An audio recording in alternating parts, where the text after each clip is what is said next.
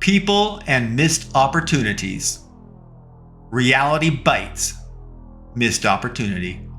Atari Tengen hired a smooth-talking artist named Simon, who owned 3 SGI workstations that he acquired during a bankruptcy proceeding at a company where he worked previously as an SGI 3D artist. Simon was not happy to just be an artist. He was not a talented artist anyway, so his unhappiness may have been a blessing to him because it motivated him to pursue other career opportunities. However, in the moment, Simon was an SGI 3D artist for Atari Tengen. But Simon kept looking for ways to expand his influence and opportunities. He sought a partnership to form a new company with cornerstone leaders that already worked in Atari Tengen.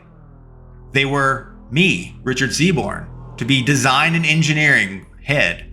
At that time, in Atari, I was senior staff firmware lead engineer, team manager, and producer. That's right, that was on my business card. It's a crazy long story there too. What can I say? C'est moi. It was me. So I was the first person Simon wanted to start a company with. And then, Doug Brandon for sound and music. Doug was an Emmy award-winning composer and sound designer. Doug held integrity in high regard, and he was prepared to make his opinions known to those that needed to know it. He was a kind and considerate man to those who deserved it, but he was vicious to those that likewise deserved that. He smoothly got along with everyone else. Doug was a passionate and expressive man. He won several Emmy Awards for music compositions for mainstream television daytime dramas, aka soap operas, advertisement jingles, etc. Doug decided once to transition into video games though, believing that it was the future of entertainment. He was right, albeit he may have anticipated its rate of growth incorrectly. The game industry took a lot longer to grow, but it did grow far bigger than music and movies and television. To make Doug's transition into games, he interviewed at Atari Games with my team and me. Doug was the best composer that we had interviewed by a lot. So much so that we wondered why he would want to leave the glamorous and successful Hollywood and record industry music world and join us in video games. Well, we hired Doug, of course. He was a huge boon to our team. He had sound composition skills as well, but we already had an in-house sound designer for effects in Earl Vickers, and so Doug was mostly music composition.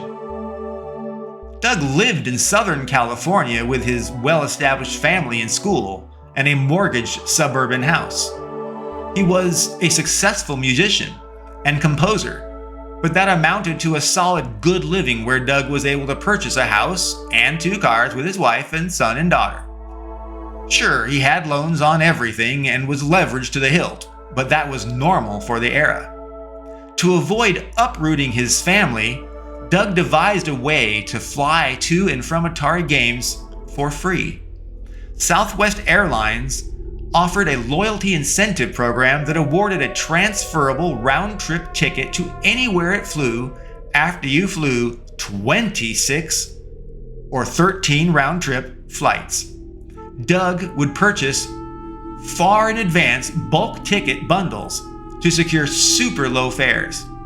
And when he redeemed his 13 round-trip Go Anywhere Southwest Goes award tickets, he immediately sold them to recoup most, if not all, of his actual costs to commute.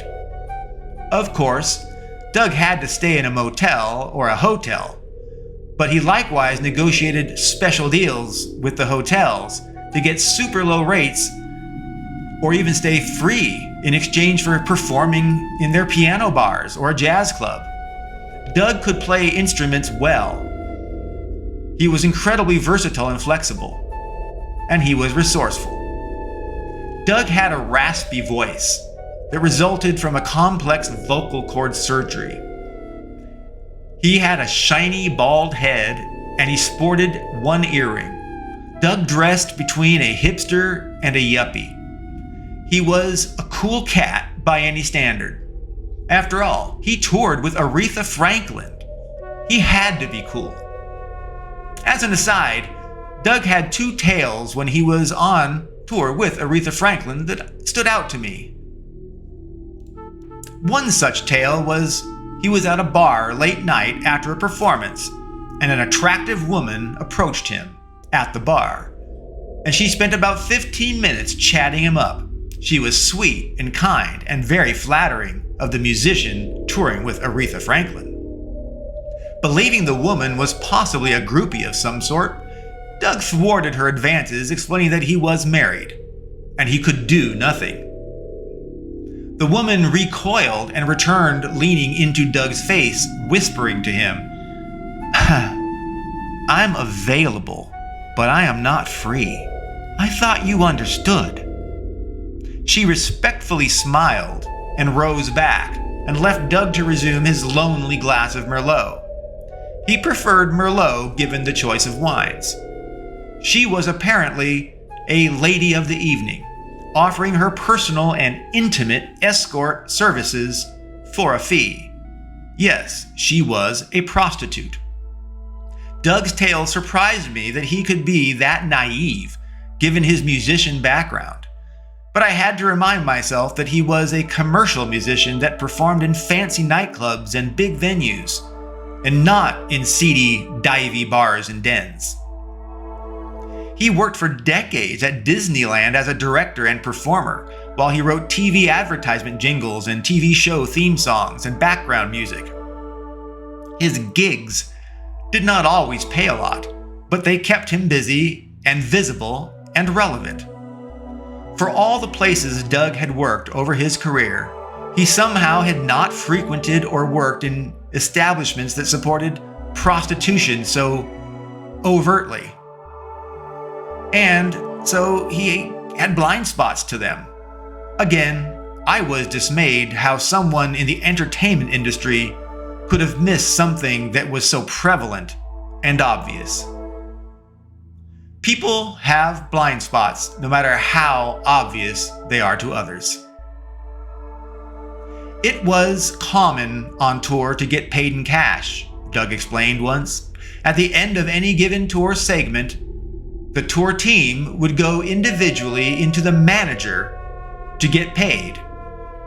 Doug described that at one point, the manager offered a different choice.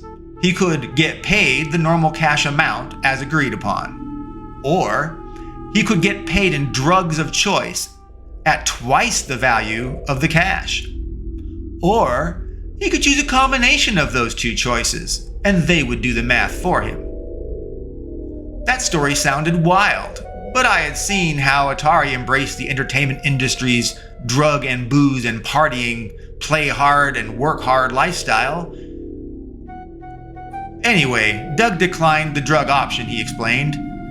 He tells me that he told the manager, that he needed every dollar for his family and to buy a house for them, which he did, in fact. He would buy, eventually, 2 houses in his life. They say it's a small world, and I can attest that it may well be a small game industry world. Maybe it's even a smaller game industry world. Doug found himself working with a man named Mark Phoenix as a subcontractor and as an employee for him years later. The last job I knew Doug secured was an audio and media director at Microsoft Xbox Studios. He has always worked hard and has been a true friend to me. I would say one of the only true friends that I have ever known. I'm glad that he had a chance to work with Mark Phoenix as well, because Mark was a good guy. And together, I think it helped Doug get his job, honestly, at Microsoft.